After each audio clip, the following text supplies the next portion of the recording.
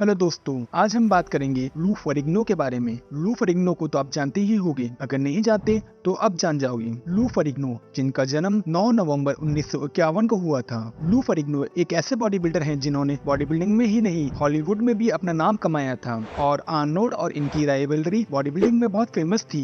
लू फेरिग्नो को आप द हल्क के रोल से भी जानते होंगे। उन्हें उनके इनक्रेडिबल साइज, स्ट्रेंथ और उनकी हाइट के लिए जाना जाता है, जिसकी वजह से उन्हें हॉलीवुड में भी काम मिला था। लेकिन ये सब इतना आसान नहीं था। लू फेरिग्नो ने अपना बचपन बहुत परेशानी में बिताया था। उनके पैदा होने के कुछ टाइम बाद उनके कान में एक इन्फेक्शन हो गया था, जिसकी वजह से उनको हियरिंग प्रॉब्लम हो गई थी और वो ठीक से बोल भी नहीं पाते थे, जिसकी वजह से उनको स्कूल में काफी परेशानी का सामना करना पड़ा। लू की परेशानी इतनी ही नहीं थी, बल्कि उनके फादर से भी नहीं बनती थी। वो लू फेरिग्नो से ज्यादा उम्मीद लगाते थे और जब लू फेरिग्नो उनकी उम्मीद पे कायम नहीं होते थे तो वो उनको बोलते थे कि मैंने तुमको पैदा करके बहुत बड़ी गलती कर दी। और हद तो जब हो गई 1975 में लू फेरिग्नो बॉडी बिल्डिंग कॉम्पिटिशन में थर्ड आए, तब उनके फादर ने उनको घर से ही बाहर निकाल दिया था। 1971 में उन्होंने अपना पहला कंपटीशन खेला, मिस्टर यूनिवर्स, और उन्होंने अपने पहले कंपटीशन में ही फर्स्ट टाइटल जीत लिया था। उसके बाद उन्होंने काफी कंपटीशन खेले और उनको भी जीत लिया, लेकिन उन्होंने अभी तक IFBB की तरफ से कोई कंपटीशन नहीं खेला था। 2 साल बाद उन्होंने IFBB मिस्टर यूनिवर्स जीता और अपना नाम गिनीज वर्ल्ड बुक रिकॉर्ड में लिखवा दिया, यानी कि वो पहले ऐसे बॉडी बिल्डर बने जिसने 21 साल की उम्र में मिस्टर यूनिवर्स जीता था।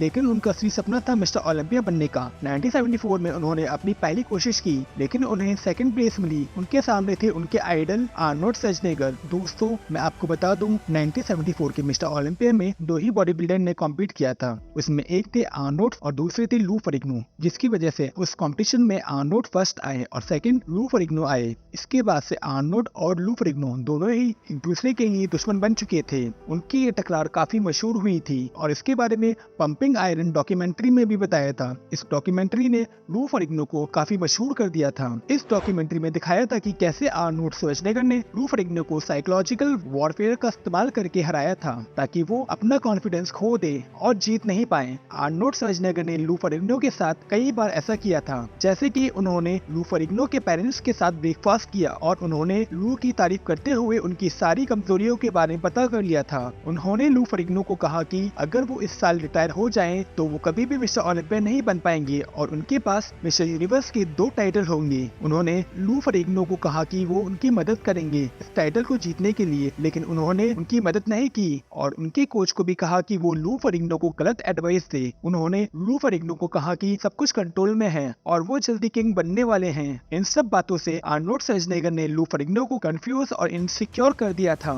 इसकी वजह से लू फेरिग्नो अपना बेस्ट परफॉर्मेंस नहीं दे पाए और आर्नोल्ड श्वार्ज़नेगर ने स्टेज पर उनको हरा दिया। लेकिन लू फेरिग्नो का बॉडी बिल्डिंग का करियर यहाँ तक नहीं रुका। उन्होंने एक्टिंग में भी अपना नाम बनाया और सबसे ज्यादा उन्होंने द इनक्रेडिबल हल्क के रोल के लिए जाना जाता है। उन्होंने 1977 से 1982 तक इस शो में काम किया और इसके बाद भी उन्होंने एनिमेटेड और लाइव एक्शन वर्जन में हल्क की आवाज दी। उन्होंने और भी कई फिल्म और टीवी शो में काम किया, जैसे कि Hercules, Sinbad of the 7 seas, the king of king, I love you man और केज जैसी और भी कई मूवी में काम किया। 1990 में लू फेरिग्नो ने बॉडी बिल्डिंग में वापस लौटने का फैसला किया। उन्होंने 1992 में और 1993 के मिस्टर ओलंपिया में कॉम्पीट किया, लेकिन उन्हें 12th और 10th प्लेस मिली। फिर उन्होंने 1994 में मास्टर ओलंपिया में पार्टिसिपेट किया, जहां उन्हें 2nd प्लेस मिली। इसके बाद उन्होंने बॉडी बिल्डिंग से रिटायरमेंट ले लिया। लू फेरिग्नो के अनुसार उन्होंने बॉडी बिल्डिंग से जिंदगी में बहुत कुछ सीखा था।